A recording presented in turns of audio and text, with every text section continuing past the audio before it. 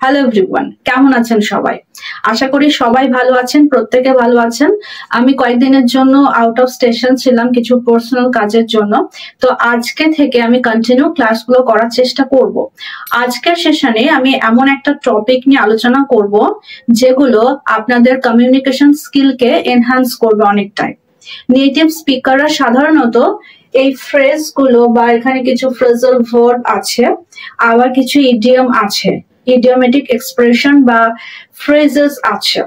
তো আজকে মোট 10টা এরকম ইডিয়ম বা ফ্রেজ নিয়ে আলোচনা করব যেগুলো আপনারা আপনাদের দৈনন্দিন জীবনে ব্যবহার করতে পারেন এবং এগুলো খুবই ইন্টারেস্টিং। আজকে 10টা নিয়ে আলোচনা করব, বাদ বাকিগুলো অন্য কোনো সেশনে আলোচনা করব। দেখুন, প্রথমে যেটা আছে সেটা হলো daunting task. Daunting task, daunting task আমরা কখন বলবো? এখানে ডন্টিং এই শব্দটার উপর জোর দিতে হবে। ডন্টিং মানে ভয়ঙ্কর, কি না ভয়ঙ্কর। ডন্টিং মানে ভয়ঙ্কর। তাহলে ডন্টিং টাস্ক মানে কি হচ্ছে? এমন একটা কাজ যেটা করতে সবাই ভয় পায়, সেটা এমন কি সেই কাজটা একটু করবে, চেষ্টা করবে করার, সেটা করতেও ভয় পায়।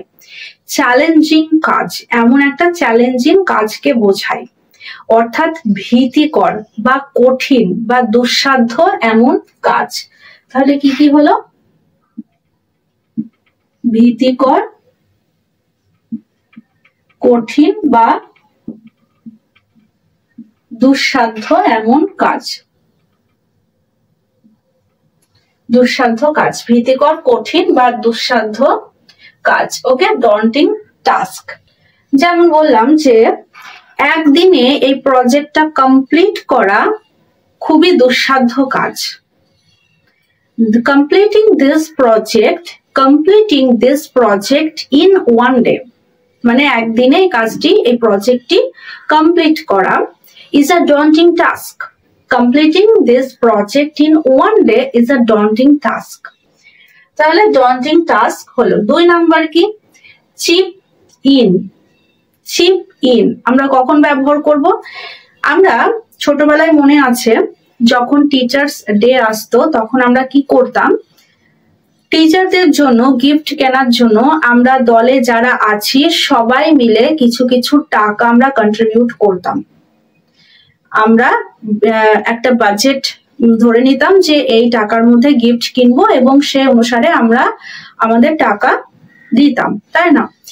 এই যে অংশগ্রহণ করা কোনো কাজে বা সহযোগিতা করা বা অর্থ সাহায্য করা, অল্প অল্প করে অর্থ সাহায্য করা, সবাই মিলে অল্প অল্প করে টাকা দেওয়া বা কোনো কাজে অংশগ্রহণ করা, এটাকে বলা হয় chip in.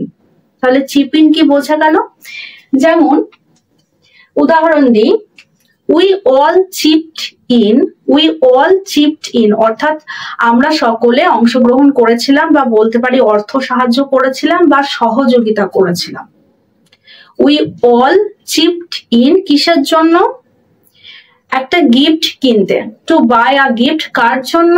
For the teacher, টিচারের জন্য। We all chipped in to buy a gift for the teacher. তাহলে চিপড ইন মানে কি হলো? অর্থ সাহায্য করা বা বলতে পারি অংশ নেওয়া বা সহযোগিতা করা, সহযোগিতা করা, চিপ ইন। পরেরটা কি আছে? So be it. So be ইট আমরা বাংলায় বলি না, তবে তাই হোক, তবে এটাই হোক।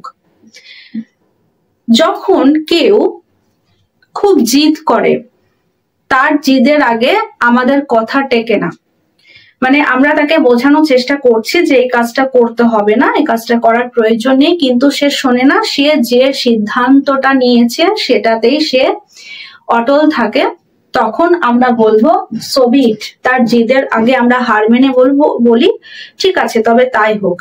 যেমন এখন কাশ্মীরে পরিস্থিতি খুবই খারাপ, একজন বলছে যে আমি কাশ্মীর যাব, আমরা তাকে মানা করছি কিন্তু সে শুনছে না, সে যাবেই যাবে। তখন আমরা বলবো ঠিক আছে, তবে তাই হোক, তুমি যদি কাশ্মীর যেতে চাও তবে তাই হোক। তাহলে সো বি ইট মানে কি বললাম, তবে তাই হোক। সো বি ইট মানে তবে তাই হোক, বা এই রিলেটেড, তবে তাই হোক এই রিলেটেড বাংলা যে ফ্রেজ গুলো আছে সেগুলো। So be it. If he wants to go to Kashmir, যদি সে কাশ্মীর যেতে চায়, if he wants to go to Kashmir, so be it, তবে তাই হোক, তবে সে যাক। পরেরটা 4 নাম্বার কি আছে, it's a no brainer. It's a no brainer. No brainer, no brainer আমরা কখন বলবো, এই ফ্রেজটা আমরা কখন ব্যবহার করব? দেখুন, নো ব্রেইনার এমন একটা সিদ্ধান্ত যেটাকে চিন্তা করার আর প্রয়োজন নেই দ্বিতীয়বার। মানে এমন একটা সিদ্ধান্ত যেটা নিয়ে আর ভাবনা চিন্তা করার কোনো প্রয়োজন নেই, এত সোজা একটা সিদ্ধান্ত, মানে যে সিদ্ধান্তটা নিয়েছে সেটা সঠিক আর দ্বিতীয়বার ভাবার কোনো প্রয়োজন নেই, সেটাকে বলা হয় নো ব্রেইনার। কি বলা হয়? নো ব্রেইনার। যেমন আমরা যদি খুবই কম প্রাইসে কোনো মোবাইল পাই তাহলে কি করি? কোনো ভাবনা চিন্তা না করে আমরা সেই মোবাইলটা কিনে নিই। কেন ভাবনা চিন্তা করি না? কারণ ভাবনা চিন্তা করার কোনো প্রয়োজন নেই, হাফ দামে আমরা মোবাইলটা পাচ্ছি। এটা খুবই সোজা একটা সিদ্ধান্ত, খুবই সরল একটা সিদ্ধান্ত, দ্বিতীয়বার ভাবার কোনো প্রয়োজন নেই। তখন আমরা কি বলবো? It's a no brainer. It's a no brainer. Buying this phone at half price. Buying this phone at half price. It's a no-brainer. পরেরটা কি আছে? 5 নাম্বার আছে কি? own up. own up 5 number. own মানে কি? আমরা জানি নিজস্ব বা নিজের। own up মানে কি তাহলে? এটা হচ্ছে phrasal verb, own এর সঙ্গে up preposition যোগ করা হয়েছে। দেখুন, কোনো একটা দোষ যখন আমরা করি, আমরা যখন কোনো ভুল কাজ করি বা দোষ করি, তখন আমাদের মধ্যে সাধারণত প্রবণতা থাকে যে আমরা অন্যের ঘাড়ে দোষটা চাপিয়ে দিই।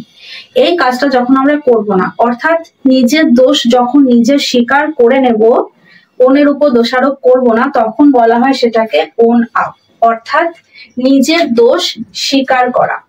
নিজের দোষ স্বীকার করা। নিজের দোষ স্বীকার করা। যেমন he owned up to breaking the flower vase. He owned up to breaking the flower vase. পরেরটা কি আছে? 6 নাম্বার কি আছে? It's my me time. It's my me time. It's my বুঝলাম, কিন্তু me টাইমটা কি? me time, দেখুন আমরা সবাই ব্যস্ত, আমরা এই সবাই ব্যস্ত, এবং আমরা কি করি? এই ব্যস্ত জীবনের মধ্যে, এত ব্যস্ততার মধ্যে আমরা একটা নির্দিষ্ট সময় বার করে নিই, যে সময়টাতে আমরা নিজেদের মতো করে থাকি, নিজেদের মতো করে বাঁচি, নিজের যে শখগুলো আছে সেগুলো পূরণ করি, নিজের যে প্যাশন আছে সেটা নিয়ে কাজ করি, তাই না? অর্থাৎ সারাদিন ব্যস্ততার মাঝে যখন আমরা নিজেকে টাইম দিই, নিজের জন্য একটু সময় বার করে নিই, নিজের পছন্দের কিছু কাজ করি, তখন সেটাকে বলা হয় মি টাইম। মি টাইম অর্থাৎ নিজেকে সময় দেওয়া। মি টাইম মানে এখানে কি? নিজেকে সময় দেওয়া, অর্থাৎ নিজের জন্য নির্দিষ্ট করে রাখা একটা সময়, যেটাতে শুধু আমরা নিজের পছন্দের মতো কাজ করি, অন্যের কথা ভাবি না বা অন্য কোনো কাজের কথা ভাবি না। যেমন I take my me time every day in the afternoon.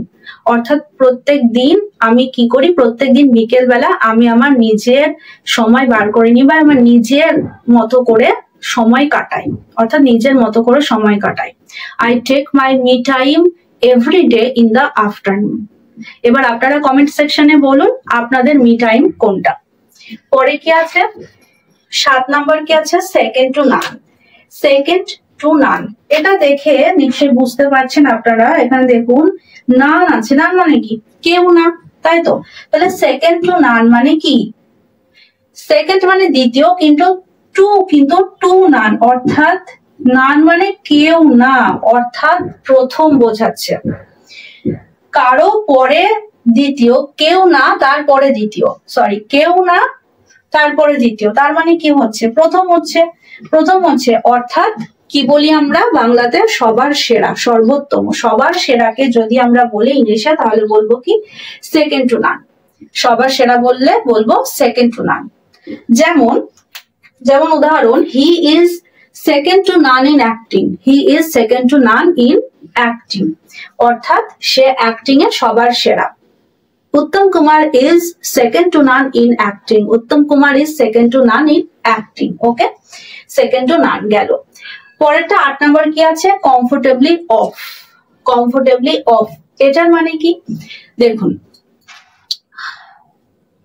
আমরা ধনী নই, আমার কথা বলছি, আমি ধনী নই, কিন্তু আমার যতটুকু আছে ততটুকুতে আমার স্বাচ্ছন্দ্যে কেটে যায়। আমি ধনী নই, কিন্তু যতটুকু আছে ততটুকুতে আমার ভালোভাবে চলে যায়, দিন চলে যায়। অর্থাৎ ভাত কাপড়ের অভাব হয় না, আমরা বলি বাংলাতে ভাত কাপড়ের অভাব হবে না। এই যে ভাত কাপড়ের অভাব হবে না, অর্থাৎ স্বাচ্ছন্দ্যে জীবন যাপন করা, স্বাচ্ছন্দ্যে জীবন কাটানো, এটাকে বলা হয় কি? Comfortably of. অর্থাৎ বেসিক যে নিড গুলো আছে, বেসিক নিডস, ওগুলো যদি আমরা পাই, কিন্তু আমাদের কাছে বিশাল কোনো টাকা পয়সা নেই, আমরা ধনী নই, এমন নয় যে আমি যে 10 লাখ টাকা দিয়ে একটা গাড়ি কিনে নিলাম, এমন আমি ধনী নই, কিন্তু যতটুকু আছে আমার ভালোভাবে কেটে যায়, অভাব হয় না, সেটাকে আমরা কি বলবো? Comfortably of. কি বলবো? কমফোর্টেবলি অফ, অর্থাৎ স্বাচ্ছন্দ্যে জীবনযাপন করা। অর্থাৎ এখানে লিখে দিই অর্থনৈতিকভাবে সচ্ছল। অর্থনৈতিকভাবে সচ্ছল। যেমন, I am not rich but I am comfortably off. I am not rich but I am comfortably off. He earns enough to be comfortably off. He earns enough to be comfortably off. পরেরটা 9 কি আছে? Leave off. Leave off. Leave off আমরা কখন ব্যবহার করব? এর মানে কি? দেখুন, লিভ অফ মানে নির্ভর করে বেঁচে থাকা, কারো অর্থে, কারো উপর বা কোনো একটা জিনিস বা বস্তুর উপর নির্ভর করে বেঁচে থাকা, এটাকে কি বলা হয়? Leave off. অর্থাৎ কারো অর্থে বা কোনো একটা বস্তু, সেটা কারো অর্থ হতে পারে বা অর্থ না হয়ে কোনো একটা বস্তু হতে পারে, তার উপর যখন আমরা নির্ভর করে বেঁচে থাকি তখন সেটাকে বলা হয় লিভ অফ। যেমন তার টাকাই হচ্ছে সে বেঁচে থাকে। আমরা কি করি? আমরা যারা বেকার তারা কি করি? আমার বাবা মার উপর নির্ভর করে থাকি, বাবা মা টাকার উপর নির্ভর করে আমরা বেঁচে থাকি, এটাকে কি বলা হবে? লিভ অফ বলা হবে। আবার গ্রামের দিকে কি হয়? জমি জায়গার উপর নির্ভর করে বেঁচে থাকা, চাষের জমির উপর নির্ভর করে বেঁচে থাকতে হয়, এটাকে বলা হয় লিভ অফ। আবার অনেকে সরকারি ভাতার উপর নির্ভর করে বেঁচে থাকেন, এটাকে বলা হয় লিভ অফ। ওকে, যেমন he lives off his parents. এই যে লিভ অফ এর পরে যার উপর নির্ভর করে বেঁচে থাকবো সেটা আমরা এখানে লিখবো, he lives off his parents. বা some people live off government benefits. Some people live off government benefits. Okay, last losing steam. Losing স্টিমটা কি?